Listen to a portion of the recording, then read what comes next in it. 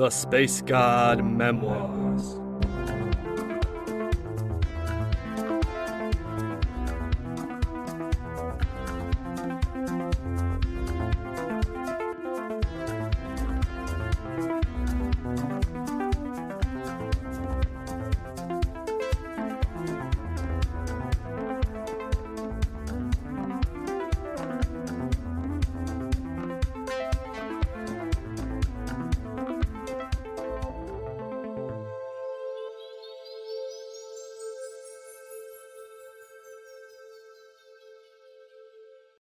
Episode 28.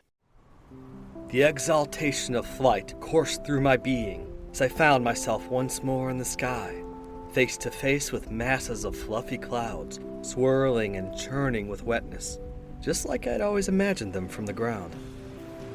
There was another glimmer up ahead, like before, a yellowish-white glow from just above the clouds.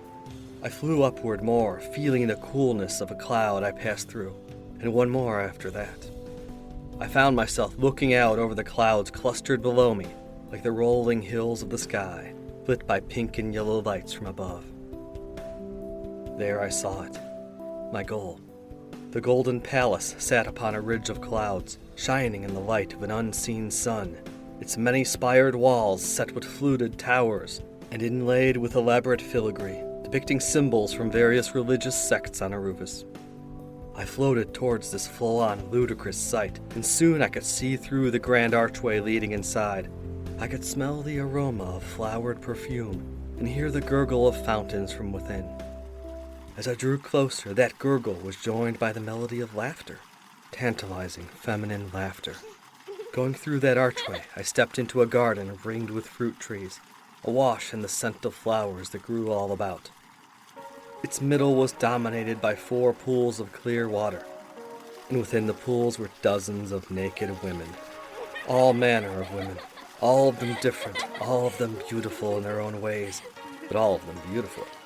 Bodies slender and pale, dark and curvy, plump and delectable or toned by athleticism.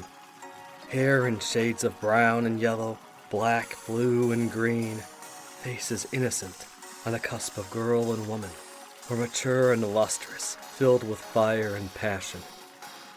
There were even a few men among their number, frolicking in the water beside the ladies, toned and athletic in form. They all lingered about the pools, laughing and sighing, touching one another, or else looking up at me and beckoning me forward. Beyond them was another archway, but it was hard to concentrate on that. I could feel all the unfulfilled sexual desires of my life bubbling up. Keph was not a virgin, but hadn't gotten laid a whole lot either. There was hardly time for that in the life of a scrapper, after all. At least not for anything like this, which probably didn't exist down there outside of the most lavish king's harem. I had an urge to jump into those pools, to just let go and give in to my desires, to leap in and do a whole lot of scragging. I could hear them calling to me as I took another step into the garden room, smelling the heady aroma of flowers, feeling the moist air on my skin. I was interrupted by a tug at my consciousness, Rayleigh, giving me a bit of an inner slap in the face. I paused, and that was enough. It was as if I stepped outside of myself. I could see this whole thing for what it was, utterly false. Yeah, I was horny. Yeah, it would be damn nice to fulfill all the fantasies of my youth. To scrag a whole lot of chicks with absolutely zero consequences. Except that this place was just as much of a trap as the rest of this afterlife or dreamland or whatever this all was. For all I knew, those chicks were some kind of demons that would suck my soul out, among other things, and leave me in a permanent stupor, stuck in this beautiful but ultimately fake place. Nah, forget that. I floated on past, down the middle of the gardens, between the 4 pools. I could feel some of the girls reaching out to me with their soft, wet hands as I passed. It was nice and enticing, but they all slipped off. I stepped through the archway and into the main palace. Moments later, I entered a high-ceilinged chamber, the walls and lining pillars gilded just like the palace's exterior. Within this chamber, the walls echoed with the sounds of one huge orgy of sex, moaning, panting gasps of ecstasy. There must have been at least 100 people here, some practically piled on one another, all sweating and grunting as they thrust, pushed, and licked. Men with women, women with women, men with men, all races and genders, and some I didn't even recognize. Just like before, I steeled myself, intent on ignoring all this and moving on. My eyes were caught for a brief instant by someone I vaguely recognized, a square-jawed man, sandwiched between a woman and another man, his face lost in ecstasy. It was Sir Jedis.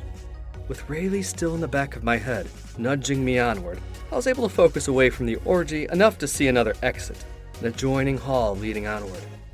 As I walked past, I realized something. Jedis had made it to the top of the tower. As far as I knew, he had sat in the chair, same as me. And here he was, lost in his own afterlife fantasy. I wondered if the same thing would happen to me if I wasn't careful. With that thought, I squinted my eyes and strode across the chamber towards another huge golden archway on the other end. But that wasn't the last of this place. Beyond the orgy hall, I could see the golden palace expanding into chamber after luxurious chamber. I peeked into rooms filled with banquets, all manner of food laid out across enormous tables where hundreds sat and ate. I could smell the barbecued Dugga steak, the roasted gendra berries, alfo pudding, all the best foods I could think of.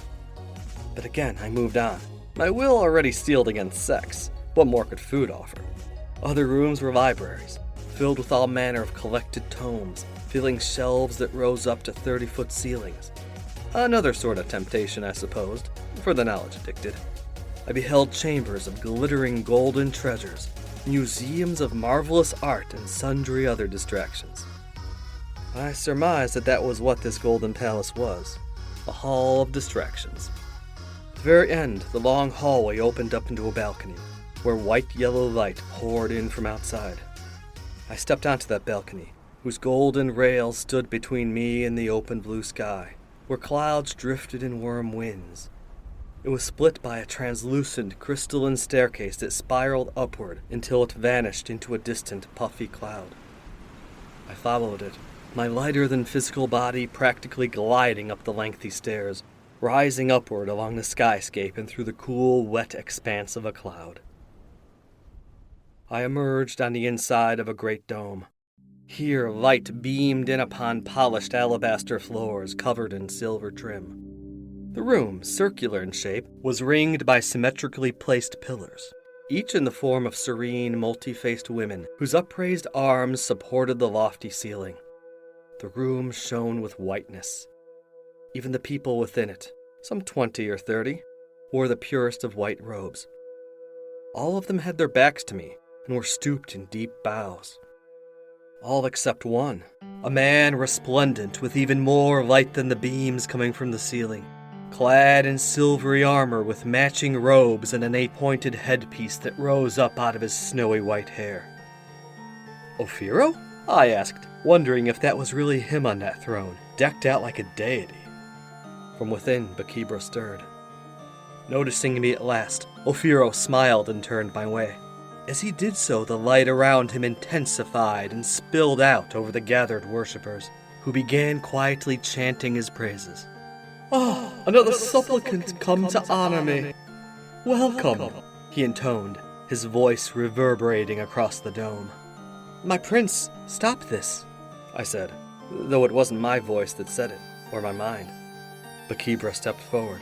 "This is not you, Ophiro." The godlike being turned to us fully now, analyzing me with his pale gray eyes, cool bemusement within their depths.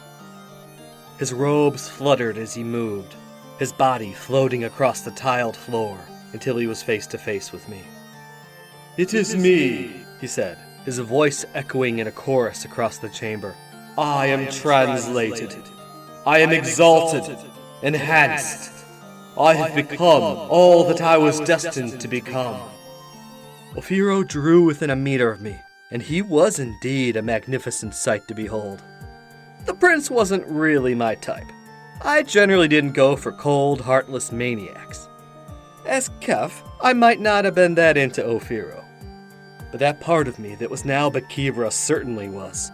only accentuated by the fact that he was now resplendent in the garb of a god, in a holy temple, surrounded by worshippers. The Keph part of me was doing all he could not to throw himself on the ground and join them in their adoration. The god Ophiro glanced down at me and raised one thin eyebrow. "Bakibra? Is that you?" he asked. "What are you doing here, my protector?" Bakibra stepped forward, straight out of me. I saw her, full in the flesh and armor now. She walked towards her prince-turned deity. "Like I said, your grace, this is not you. This place is doing it to you, filling your head with illusions. Your mind, out of all, should be best at resisting this fantasy." "This is no fantasy, Guardian," said Ophiro. "The trials are finished. I have conquered them and claimed my place here, in the realm of the gods, to walk among them." "I don't think so," said Bakibra. "I feel that, in a way, we have all left Aruvis, but this place is no realm of the gods." "Who are you to say so, Bakibra?" said Ophiro, throwing back his perfectly sculpted hair. "You failed your trials, Guardian. You died back there in the tower. I did what I had to do. I faced down the temptations of the spirit world, and here I am." "Yeah," I interceded, stepping forward. "I don't think so, Prince Shiny."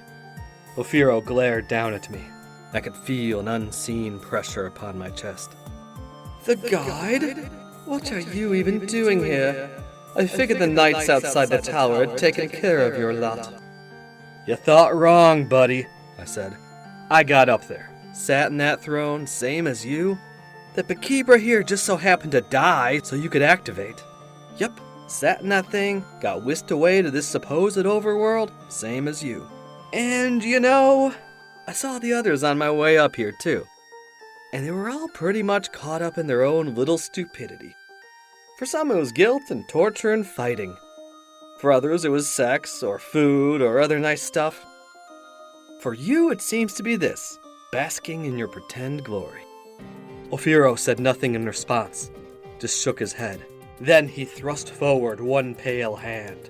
Next thing I know, I was thrown halfway across the room, my back pinned to a standing pillar by an invisible force. I tried struggling, but all I could muster was some impotent flailing of arms. "Leave him be," said Bakibra, her voice amplified. Ophiro immediately turned his head to his former protector. "He speaks the truth, no matter his crude words. We are, all of us, in a land of illusions and deceptions. This place shows us what we want to see, or expect to see. Whatever trials the gods place before us, this is not yet their conclusion." "Come now, Bakibra," voiced Ophiro. "Glance upon me in this raiment. See these heavens before me, these adoring supplicants." He made a wave of his hand and particles of light glittered from it. "I know you must have suffered greatly upon that altar. I thank you for that. Your death below served as a key to open the gateway I passed through. A noble death, a dutiful death. For that you will have a place of honor here, in paradise. You will sit by my side for eternity." Still pinned against the pillar as I was, I could see Bakibra clearly, and I could tell she was faltering. I could feel her debating inside of herself, questioning what was real in this dream world. Was this deluded creature really Ophiro?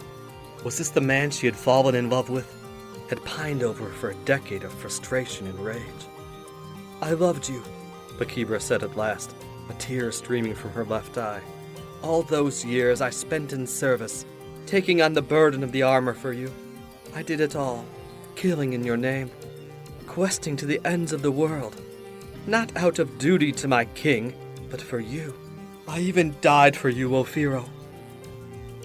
"Always, protector," said the prince.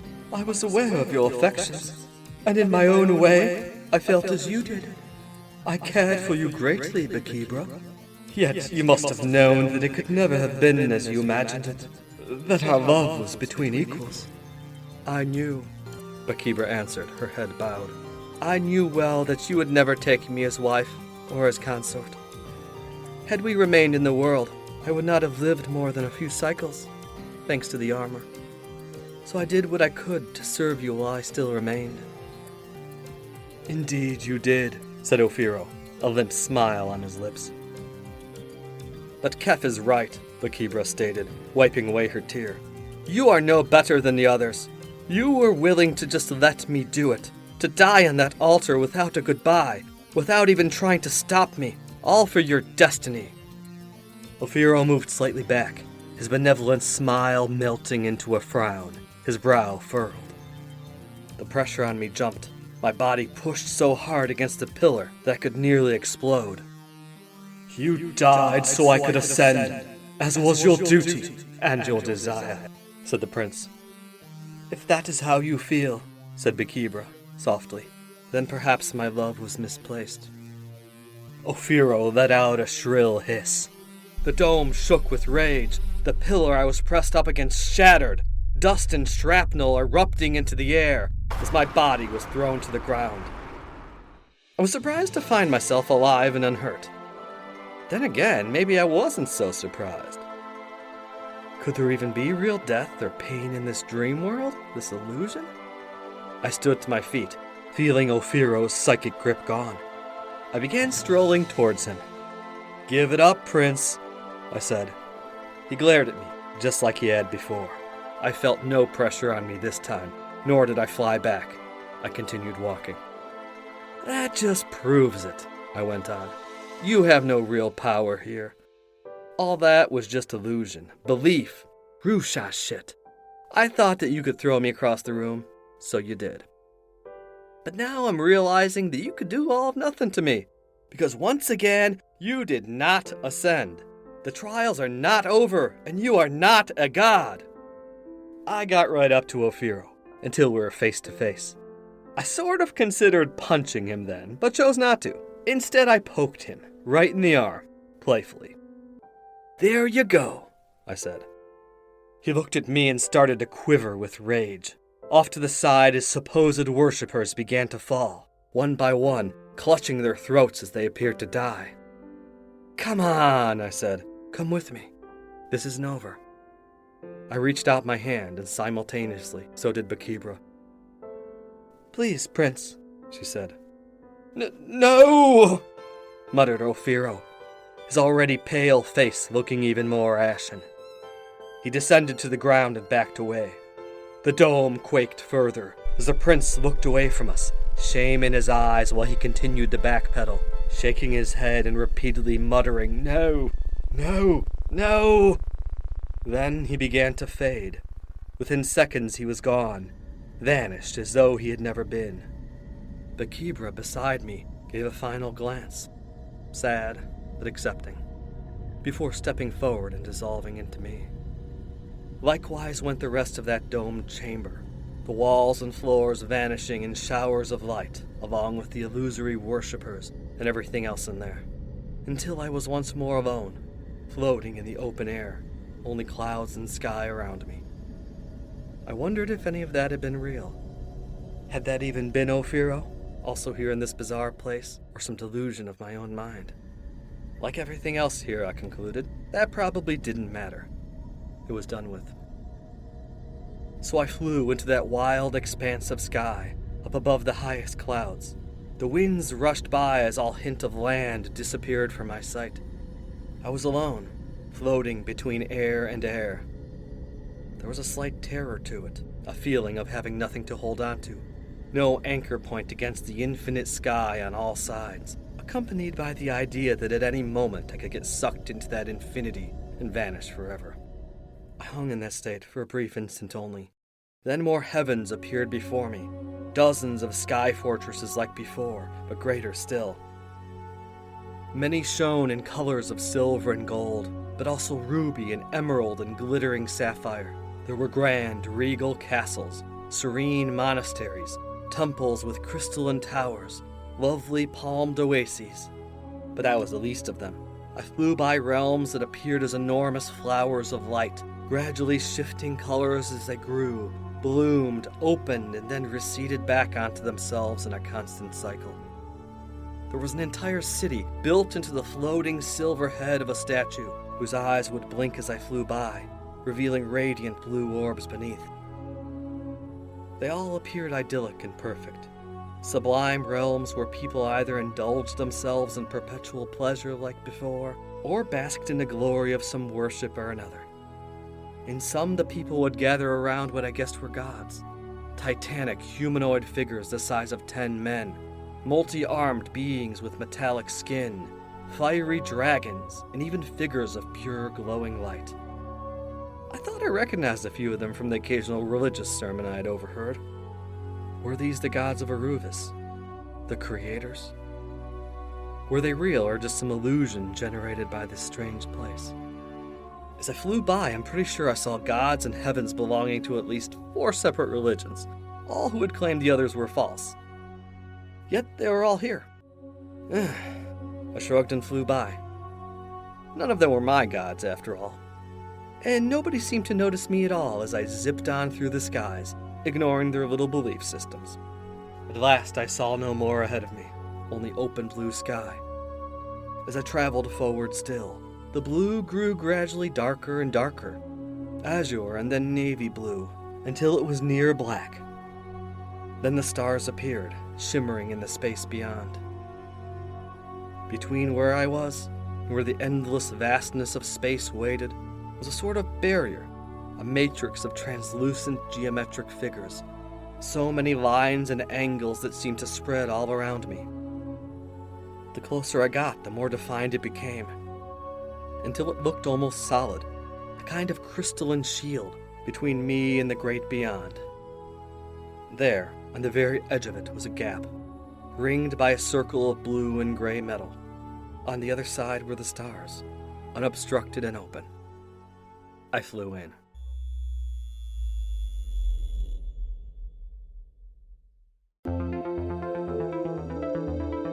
Thank you for listening to this episode of The Space God Memoirs. Space God is written, performed, and produced by A.M. Arctos. Original musical score by Alpha Colors. Various sound effects created by Industrial Strength Records Incorporated. Please support this podcast by following, rating, and sharing on your favorite social media site. For further info on Space God, its creator, and various other opinions, musings, and thoughts, go to www.spacegodmemoirs.com or follow me on Instagram, Twitter, or Facebook. If you enjoyed the Space God Memoirs, please consider supporting us by becoming a patron. Check out the Patreon link in our description to learn more.